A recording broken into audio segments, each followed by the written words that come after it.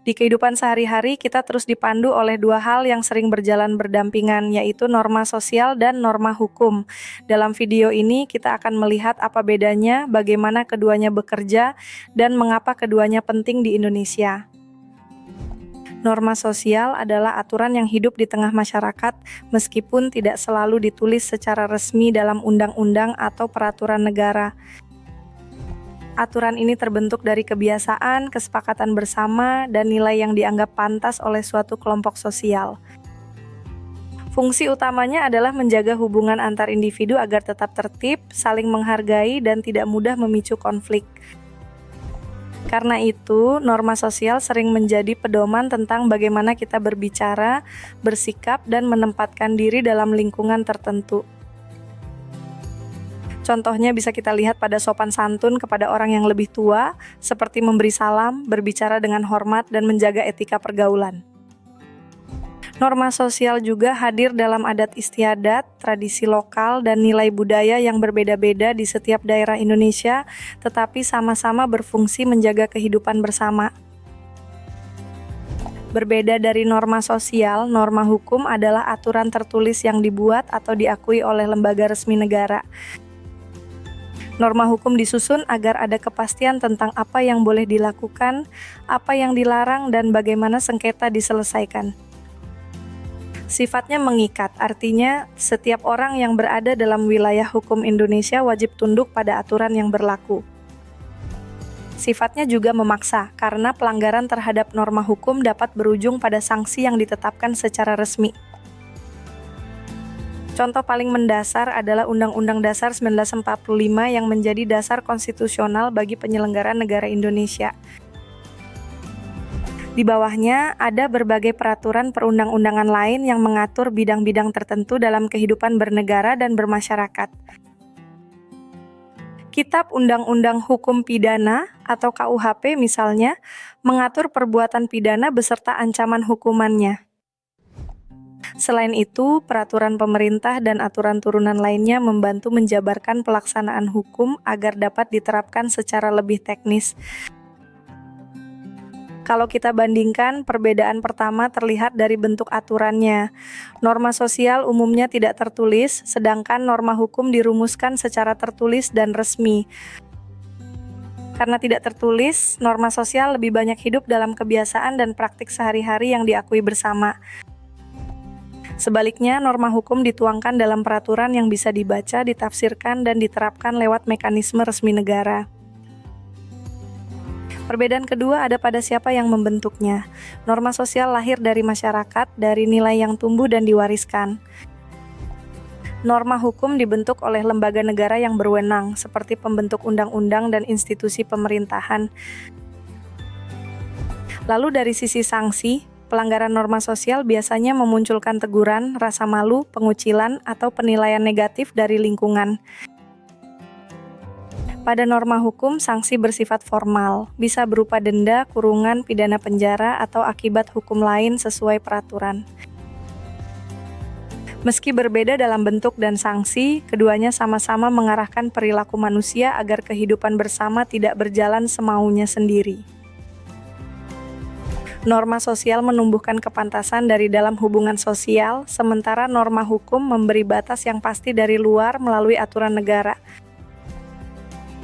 Tujuan akhirnya tetap berdekatan, yaitu menjaga keteraturan, melindungi kepentingan bersama, dan memungkinkan masyarakat hidup dengan lebih aman. Jadi perbedaan mendasarnya penting dipahami, tetapi keduanya tidak saling meniadakan. Keduanya justru bekerja dalam ruang sosial yang sama. Di Indonesia, norma sosial sangat mudah ditemukan karena ia hadir dalam tindakan yang terlihat sederhana, tetapi punya makna sosial yang kuat. Salah satu contoh yang paling dikenal adalah gotong royong, ketika warga bekerja bersama membersihkan lingkungan, memperbaiki fasilitas umum, atau membantu tetangga yang membutuhkan. Dalam praktik itu, yang dijaga bukan hanya hasil pekerjaannya, tetapi juga rasa kebersamaan dan tanggung jawab sosial. Contoh lain terlihat pada kebiasaan saling menghormati, seperti berbicara sopan, menjaga sikap di ruang bersama, dan menghargai perbedaan usia maupun posisi sosial. Tolong-menolong juga menjadi wujud penting norma sosial, misalnya saat warga membantu tetangga yang sakit, terkena musibah, atau sedang punya hajatan. Semua itu memperlihatkan bahwa masyarakat tidak hidup sendiri-sendiri, melainkan terikat oleh harapan untuk peduli satu sama lain. Norma sosial juga menjaga kerukunan antar warga, terutama di lingkungan yang majemuk dalam suku, agama, bahasa, dan kebiasaan. Karena itu, contoh-contoh tadi bukan sekadar tradisi, melainkan mekanisme sosial yang membantu masyarakat Indonesia tetap terhubung dan harmonis. Contoh norma hukum di Indonesia bisa dilihat dari aturan yang mengatur bagaimana peraturan dibentuk dan dijalankan. Salah satu rujukan penting adalah Undang-Undang Nomor 12 Tahun 2011 yang mengatur pembentukan peraturan perundang-undangan. Aturan ini penting karena menjelaskan tata urutan, prosedur, dan prinsip penyusunan regulasi agar hukum tidak dibuat secara sembarangan. Norma hukum juga tampak dalam proses penegakannya. Di sini, hukum tidak berhenti pada teks, tetapi dijalankan melalui lembaga resmi. Kepolisian berperan menangani penyelidikan dan penyidikan ketika diduga terjadi pelanggaran hukum. Kejaksaan berperan membawa perkara ke proses penuntutan sesuai ketentuan hukum yang berlaku. Pengadilan kemudian memeriksa, mengadili, dan memutus perkara untuk menegakkan keadilan berdasarkan hukum. Lewat contoh itu, kita bisa melihat bahwa norma hukum bekerja melalui aturan tertulis sekaligus melalui institusi yang diberi kewenangan oleh negara. Norma sosial dan norma hukum sebenarnya tidak berdiri sendiri, keduanya saling berhubungan dan saling memengaruhi. Seringkali hukum lahir dari nilai yang lebih dulu hidup dalam masyarakat. Artinya norma sosial dapat memengaruhi pembentukan norma hukum. Apa yang mula-mula dianggap pantas, adil, atau penting oleh masyarakat, lama-lama bisa dirumuskan menjadi aturan resmi negara. Di sisi lain, hukum juga dapat memperkuat norma sosial dengan memberi batas yang lebih tegas terhadap perilaku yang merugikan orang lain. Misalnya, ketika masyarakat menilai suatu tindakan tidak patut, hukum bisa hadir untuk memastikan ada perlindungan dan kepastian bagi pihak yang dirugikan. Namun hubungan keduanya tidak selalu mulus, ada kalanya nilai sosial tertentu berubah lebih cepat daripada aturan hukumnya. Ada juga situasi ketika kebiasaan yang diterima di suatu lingkungan justru bertabrakan dengan prinsip hukum nasional. Dalam keadaan seperti itu, penyelesaiannya perlu kebijaksanaan. Kita perlu mempertimbangkan keadilan, kepastian hukum, dan realitas sosial secara bersama. Dalam perspektif sosium, norma tidak dipahami hanya sebagai aturan, tetapi juga sebagai produk dari kehidupan sosial dan budaya. Norma muncul dari interaksi manusia, dari sejarah bersama, dan dari nilai yang terus dibentuk dalam suatu masyarakat. Karena itu, norma selalu terkait dengan konteks. Apa yang dianggap wajar di satu tempat belum tentu dipandang sama di tempat lain. Dalam sosiologi, norma sosial dikaji untuk memahami bagaimana masyarakat menjaga keteraturan, membentuk identitas, dan mengarahkan perilaku anggotanya. Pertanyaannya bukan hanya aturan apa yang berlaku, tetapi juga siapa yang mematuhinya, mengapa dipatuhi, dan apa akibatnya bila dilanggar. Sementara itu, ilmu hukum memusatkan perhatian pada norma hukum sebagai aturan yang sah, berlaku, dan dapat ditegakkan oleh negara.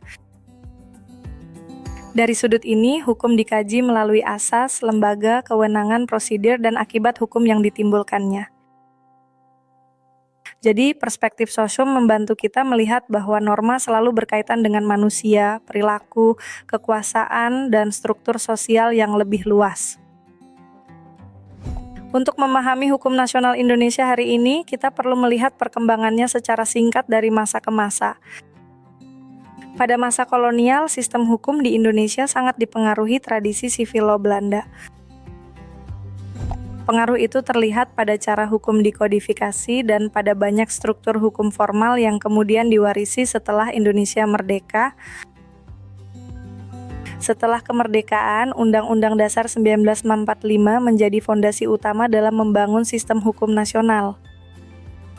Sejak itu, Indonesia berupaya menata hukum nasional yang sesuai dengan cita-cita kemerdekaan, kebutuhan masyarakat, dan prinsip negara hukum.